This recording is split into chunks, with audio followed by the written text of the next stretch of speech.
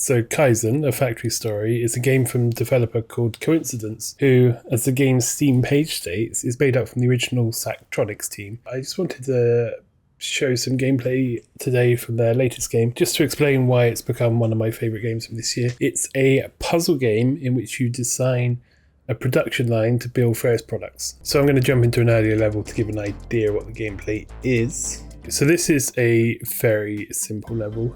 We're trying to build some binoculars. We have a couple of tools we can use here. And yeah, we've got to try and do this as efficiently as possible. So it's been a while since I've done this level, but I'm sure I can work it out. Each item only spawns once. So for example, we can do that. We then need to use a riveter. These stick items together that are in front of the point. So if we do like that, that will stick them all together. We then need this to spawn to be stuck to this side. So if we just flip this middle one with a rotate. See, that's wrong because this middle bit's now upside down. Okay, I thought I'd get this done really quickly. Let's see if I can remember this. So we can stick that to there like that. We can stick this one to here like with that, and then we can just push them. Oh, we've not got the push command. Okay. Oh, we can only use one arm as well. This was a mistake. There's like no options here. We have so many options in later levels. Oh wait, do we just rotate twice? Okay, yeah. Okay, so there's a thing where the product needs to be the right way up to finish the level. That was a really bad example because that didn't really show much from the game. Let's try one I didn't do so well at. Personal computer. Took me a long time to get this one. So we're trying to build this computer at the top here with these items, but for example, we only have one drive that can spawn and we need two of them. We have two buttons down here, but we need to cut out space for them to go in here. So we have various, what are these? Have these got names? Tools, I guess we can use. The top one can either rotate or move pieces. The next one is a track that can move the arm up and down. So we put an arm here. We can stick a track underneath that goes like left and right, and then we can use commands to move it left and right. We got welder. If we stick that here, that will stick these two pieces together. And now they're one piece. We also have a riveter which will stick say a button to the square beyond it, so those two are now stuck together. A cutter, that's what we're going to need here to make a hole in this, and then a drill similar to the cutter, but it works like the arm. So that's all the tools. That's 6 quite simple tools. I don't know if I explained them very well, but hopefully you'll get an idea as I run through this. And then once you've set up your tools, you can use this down the bottom here. Oh, I'm in the way. Move me over here somewhere. You can use these commands down the bottom to control the things in here. So I've put a cutter down, it's assigned it to letter A. So I can either extend or retract it. I can make it do that. I can rotate, that's only useful for the arm. And if it was on a track, I can make it move up and down on the track. So here, I think we just want it to extend by 2. And then probably retract by 2. And then if you play forward, it will go. And that's made the hole for the buttons. So now we need to put the buttons. One thing we could do maybe, say we put B here, we could then get that to rotate that arm, and it rotates the whole thing. But the buttons are different on the top and bottom. So if we stick the button here, it will be upside down, and that won't count.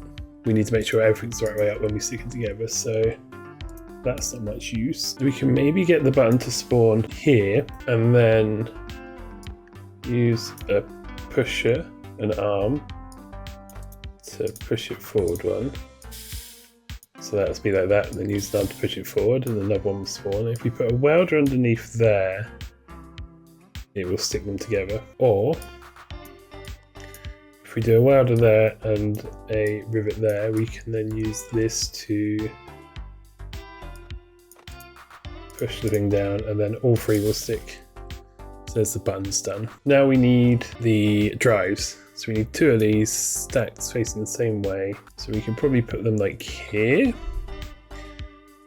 Get B to push this block out. B to push this block by 3. So that to go out. We then rivet the top one. That sticks those two to go. No, we can't do that because then we need to get the bottom as well. Okay. So we stick another arm in here. This is a really unoptimal way of doing it. So we push that to there, and then we retract this arm, but we don't grab anything. It will come back without pulling it. And then we just need to do the same to this one. But we can stack our commands, so we can set E to go earlier. Once that's stuck, we can do E to push that way. No, not yet. One later. We need it to move two. And D retracts, another one spawns, and then we stick those two together. Six them together. And then once we've got the item we're trying to make, this button lights up. So now we've done that, we can actually see our machine in progress and the loop it would do to make the items.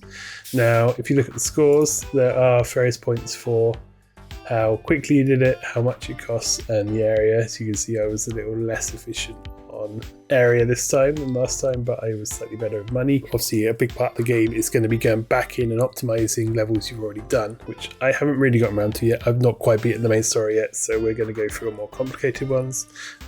Spoilers, I'm going to jump to a level very late on to show you how complicated it gets. So if you don't want spoilers, then I suggest you stop watching, but otherwise, this was the last one I did. We're trying to make this computer up here, and if we go to, and then if we hide scores, we can see how this one was made. So you can see there's cutting, there's rotating, there's sliding. This, there must be a more efficient way of doing these buttons, but this was the best one I could come up with. So I think on time I've probably done really badly on this one. It's just a grabber sliding back and forward and put them in order. It slides up, sticks them on, flips it over, and it's done. I am very inefficient here. Didn't do so bad on money, on cost though, but used quite a large area. There's definitely ways I could go in and make that smaller, cheaper and faster. I can't get my head around when stuff's upside down, so I tend to flip it and then flip it back. And I think if I could get my head around that, it would be a lot easier. You can make some stuff that's really quick. But yeah, that's the basics of this game. I've really enjoyed this game. It's a really cool puzzle game. Really easy to pick up, really easy to get into, get super complicated. I feel like I can beat every level. It doesn't really punish you for getting a bad score. Like, if you beat the level, you beat the level. There's no sort of downside to doing it slowly or in a big area, which is cool. It makes it nice and chilled. And then if you want that challenge, you're going back in and getting a better score, doing it in less budget or smaller area, then that's there as well. But yeah, I think if you've seen this, you probably know by now whether you like this game. But yeah, I'd highly recommend checking it out. Definitely been one of my top games of the year. I will say it does run on Steam Deck. The controls work well on Steam Deck. It can be quite fiddly trying to like work out what's the right way up. And if you're dealing with orientation and then scrolling stuff can be a pain. So it does play on Steam Deck. I would recommend playing on PC though.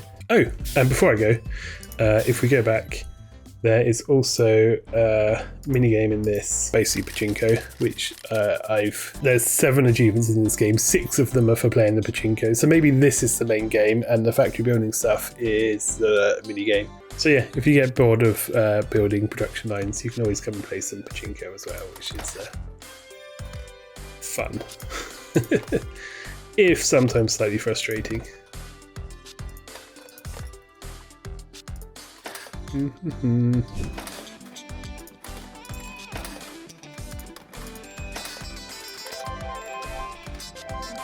Yay.